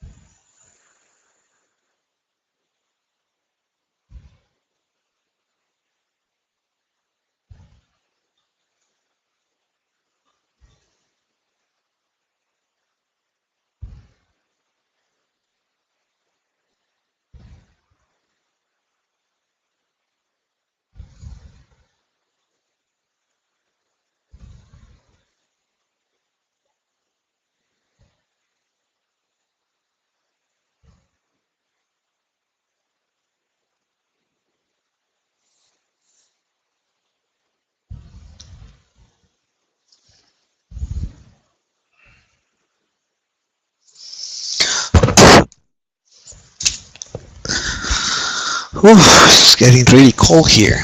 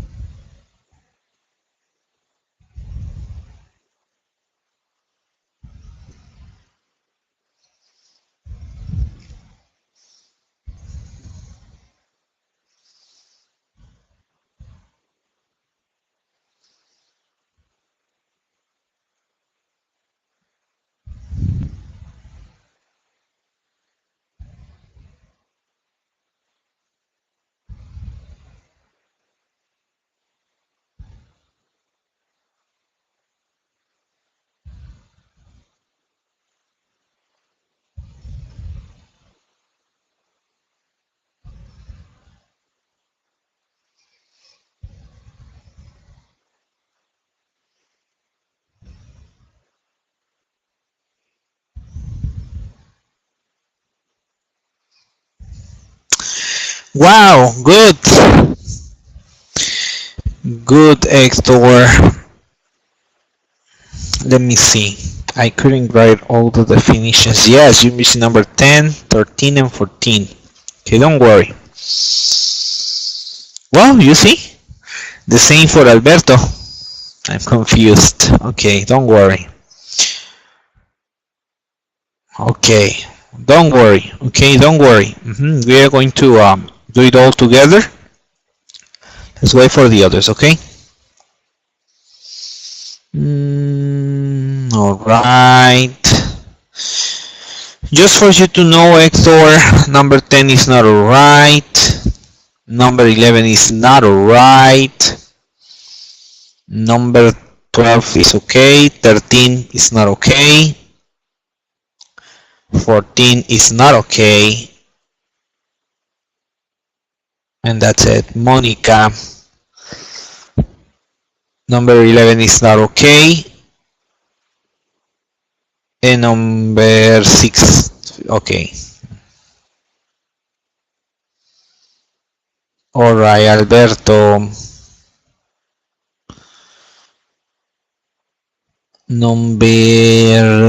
Okay. Number 15 is not okay, Alberto. I give up. Okay. I prefer not to guess. Alright. Okay, seems that it was kind of hard. Okay, let's do it all together and let's check the answers, okay? Alright, let's do it all together, okay? Let me see. Alright, number 9. The opposite of another word, antonym. Antonym. You guys got it correct. There was no problem, right? Then number 10. A group of words or phrases that are about the same content, topic, or subject. We just said that. It's a lexical set. You remember I gave you the example of classroom objects. All classroom objects belong to the same content, topic, or subject. For example, you say animals, they all belong to the same content, topic, or subject. It's a lexical set. And you say monkey, lion, tiger, dog, cat, etc.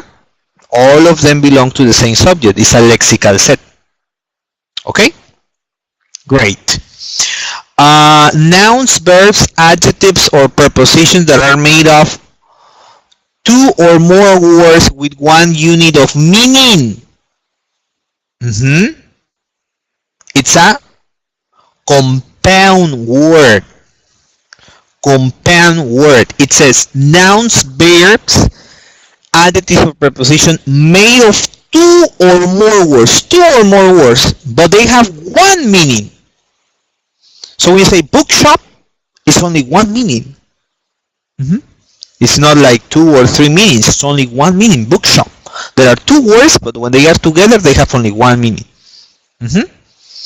When you say air conditioner, there are 2 words, but when they are together, they have only one meaning. So, compounds. All right. Basic, number 12. A basic word or part of a word from which other words can be made by adding prefix or suffix or in some other way. It's a root word or a base word. The root word is the main word, right? And then you add a prefix or you add a suffix and you create a new word. But the base word is that, right? Like when you say polite, right? Polite, on polite, you added a prefix, you create a new one. Politely, you added a suffix, and you create a new one. Polite is a base word. Okay? Please, guys, like let me know if you have any doubts, okay? Okay. Number 13. Words which are regularly used together, the relation between the words may be grammatical or lexical. They are called locations. So they occur together, but they don't have only one meaning. Like when we say, like the example I gave you, it's raining cats and dogs. It's raining cats and dogs, right? It's a relationship. It's a lexical relationships. They occur together. They have a lexical relationship, right? But they don't have one single meaning. They have a different meaning, right? I mean different meanings, not only one. Not like air conditioner, which is one unit of meaning, right? Okay. Okay, I see no comments, so I continue, okay? Okay, if you got any doubts, if there's any problem, let me know, okay? It says 14.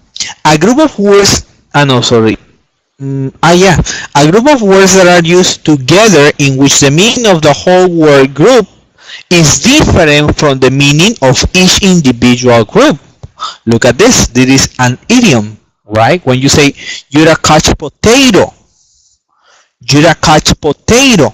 So you got two words together that when they are together, both of them have a different meaning than when they are separate. Couch potato. When they are together, they have a different meaning than when they are separate, right? When you say break a leg, right? I mean, when they are together, they have a different meaning than when they are separate. Good luck. Lazy person. You're a lazy person. Yeah, a couch potato is a lazy person. Okay? That's an idiom. So when these two words occur together, they change their meaning. By being together, they have different meanings just by being together. They're called idioms. Okay. A word which sounds the same as another word, but has different meaning or spelling. It sounds the same, but it has a different meaning or spelling. But the same sound. You remember? It's an homophone because it has the same sound. Same sound, different meaning, or even different spelling.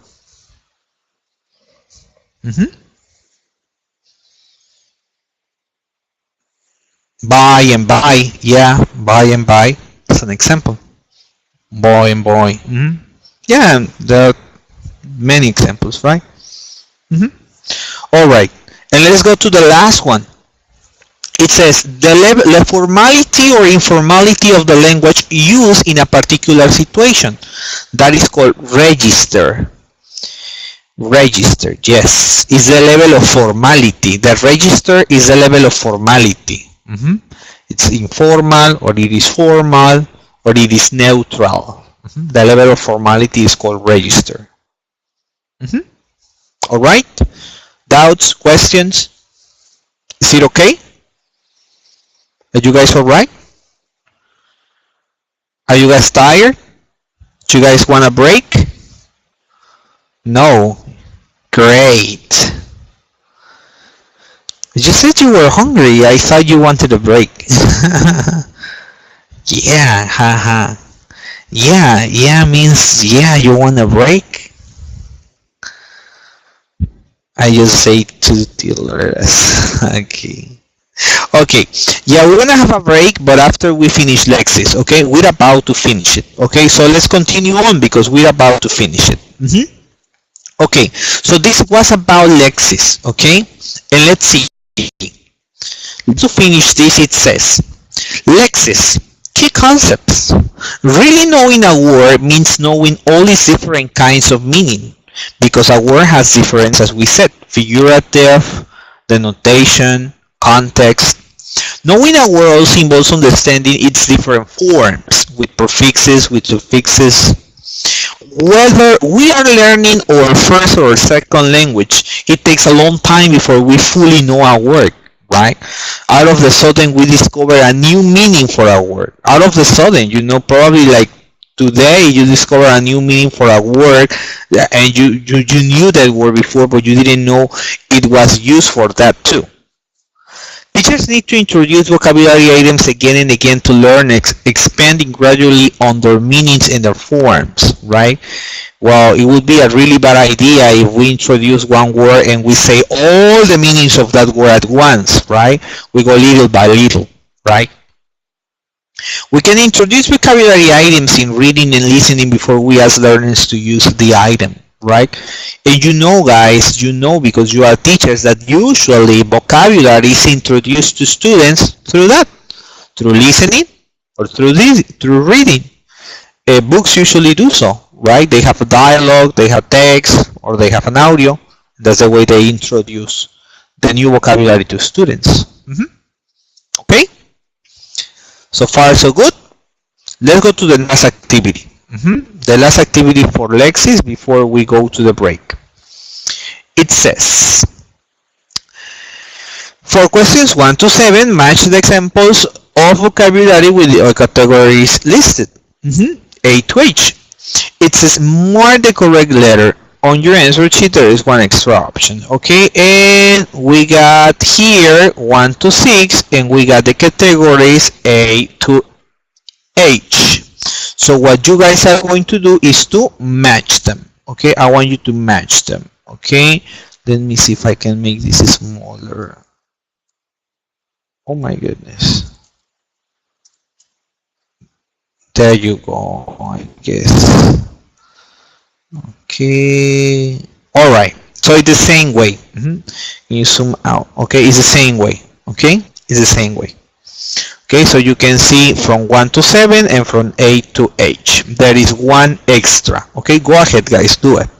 You got from 1 to 7 the examples, and then from A to H you have the items. Okay, match them. Go ahead.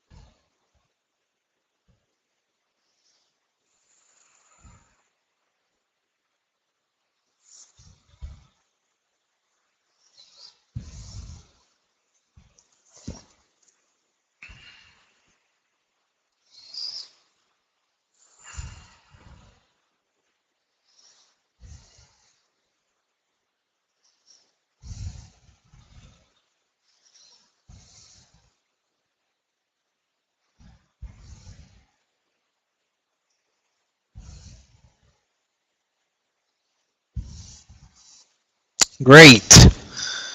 Great, Hector. Let me check. So,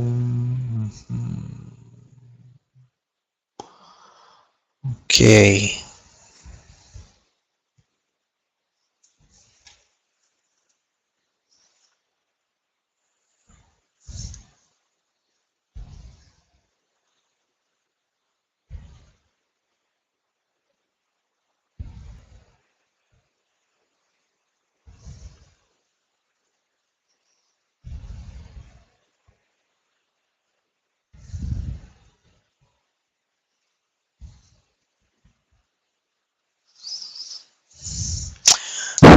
Okay, Marcus.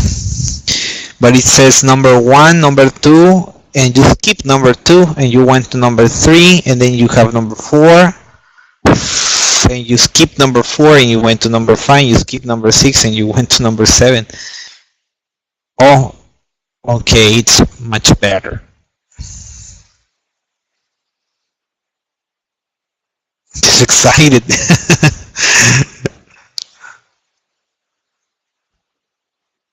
Okay.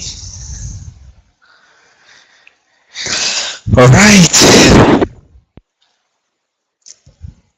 What about the others? Okay, Karen. Good. Okay. All right. Okay, let's check the answers together, okay? Let's wait. Okay, we got Alberto. It's only missing Monica, right? Okay, we got Karen, Alberto, Marcos, Hector. It's missing Gerardo and Monica. Yeah, Monica. Very good. Okay. She won. I'm thinking. Okay, she's back. Okay. All right, guys, let's check it out. Okay, let's check it out. It's only missing Gerardo, so let's check it out all together. It says color, color, realize, realize, theater, theater. They are all examples of American and British English. Yes. Next, traffic lights, alarm clock, seat belt. They are all examples of compounds. Childish, successfully, dependable. They are all examples of work plus suffix. Turn up, turn off, turn into. They are examples of phrasal verbs. Catch a call, catch a bus, catch a thief. They are all examples of collocations. Sad, miserable, unhappy. They are all examples of synonyms. And the last one, ankle, stomach, knee, heart. They are examples of lexical set. And that's it. They are example of that. All right. Very good, guys. Very good. All right. Okay, we'll stop right here with lexis, and today we're going to see functions too. But I'm going to give you just a 10-minute break, in case you guys need to go to the bathroom or want to drink water or something like that, or you just want to, stress out something, like you guys can do whatever you want with these 10 minutes. So it's 7:10. I have 7:10 right now in my clock. So 7:20, I'm going to continue. Okay. When can I go? When can I go for my certification? All right. Wow. Okay. All right, guys. Okay. So I'm gonna think about it. Okay. All right, guys. So you got 10 minutes. Okay, 10 minutes. Only 10 minutes because we still have to cover functions, and hopefully we can start with speaking or any of the skills. We're not gonna see phonology today because that's a little bit longer, and we're not gonna have enough time to finish it. We're gonna see phonology tomorrow. Okay, 10 minutes. Okay, you can start your break right away. I'm gonna close my camera.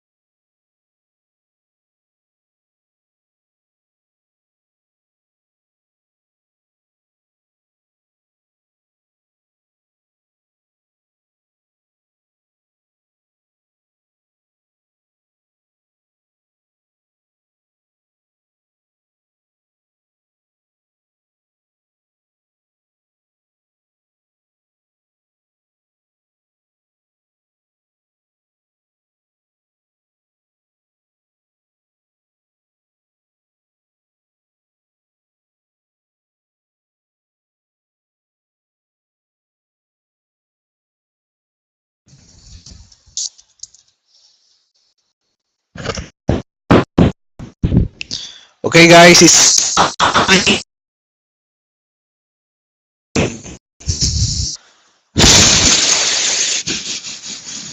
hello.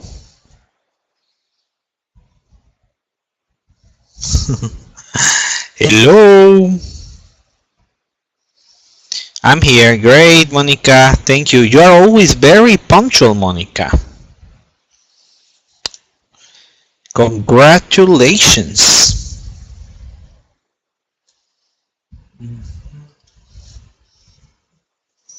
Congratulations. Great, great. Okay, so Hector is ready, Marcos is ready, Monica is ready. What about Karen, Gerardo, Alberto?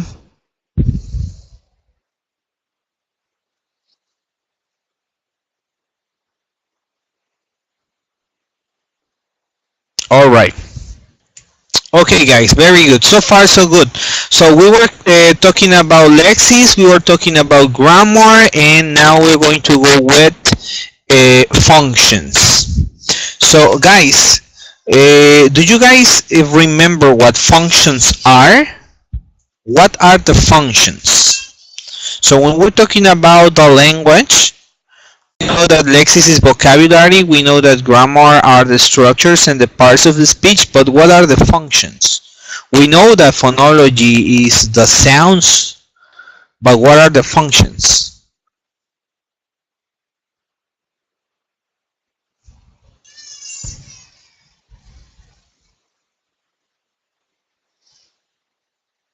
Hector knows the answer, right?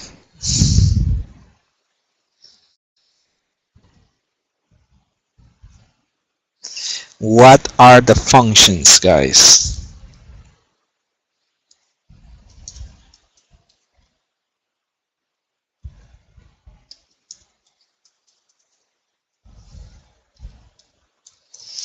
Okay, the kind of what? That you kind of know the answer. Okay. Okay, well, since I have no answers, let's continue on, okay? Very good. So I said we're going to skip phonology for tomorrow because of the time, but let's go directly to functions. For me, functions are the most important part of the language, for me, right? So when I have the opportunity, well, right now that I am, directing and coordinating the teachers, and when I have the opportunity to train teachers, I always encourage focus on the functions rather than the grammar, rather than the lexis, rather than the phonology. The functions are the most important. Functions is a reason why we communicate. And what is the purpose of learning a language? Well, to communicate. If you do not use the language to communicate, then what are you using the language for, right? So functions are the reasons why we communicate. When we give the student a reason for communication, well, that student will certainly learn the language. But if the student doesn't have a reason to say something in English, he will simply not say it, right? I mean, imagine you one day are resting at home, let's say a Saturday afternoon, you're resting at home, relaxing, watching TV, and then out of the sudden somebody asks you to go to the store. Would you go? Probably not.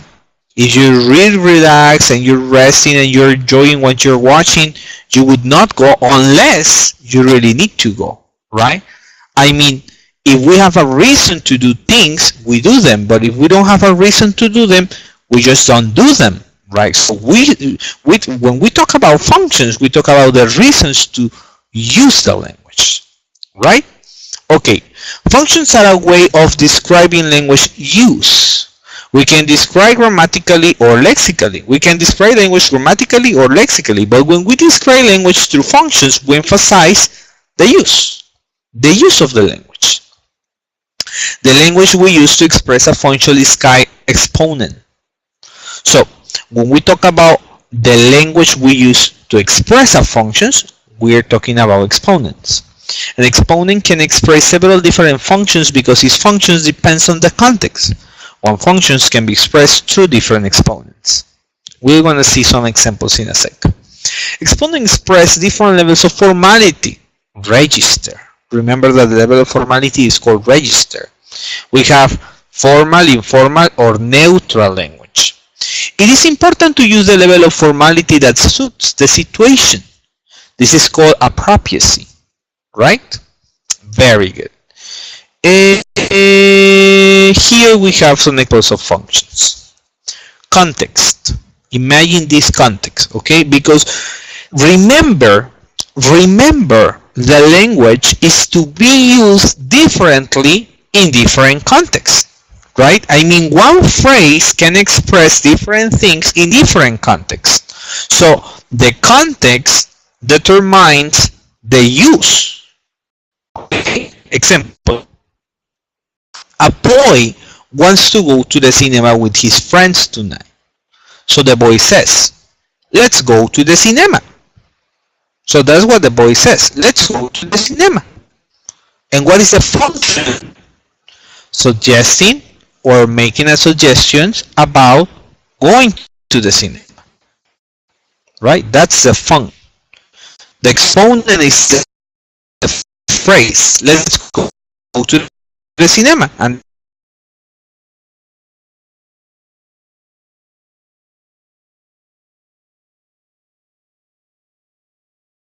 the function, suggestions or suggesting or making suggestions about going to the cinema. Good. A girl, hello.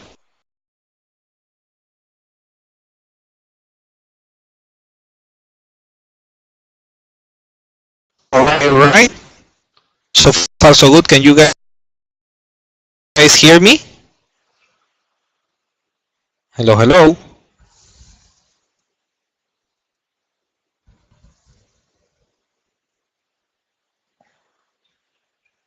Yes, kind of, sort of.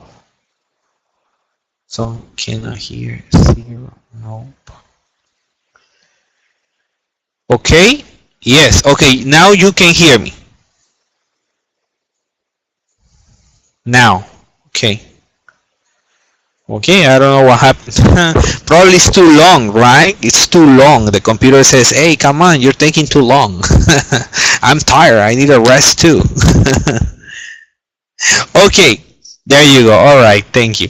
All right, better. Very good. Okay, there you go. Okay, let's continue on. So it says, so the girl says, hello, my name is Emilia. Emilia, and the function, introducing yourself. A customer doesn't understand what a shop assistant has just said. So he says, sorry, what do you mean?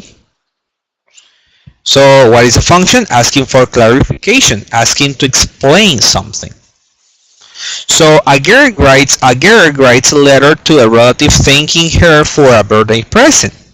Exponent, thank you so much for my lovely whatever. The function, thanking someone for a present. Okay? Very good. Probably we have seen this, and I'm pretty sure you have seen this many times. Where do we usually see this? On the books, right? Most of our books in the content, you have it over there, right? Grammar, vocabulary, reading, writing, listening, speaking, and functions, right? So in the index, right, it says functions, right? So these functions are really important. They are the reason for communication. I mean, this is very easy to understand. Anyhow, let's practice a little bit. We're going to have like a 1 or 2 exercise about this because I guess you that difficult, but let's see. Okay.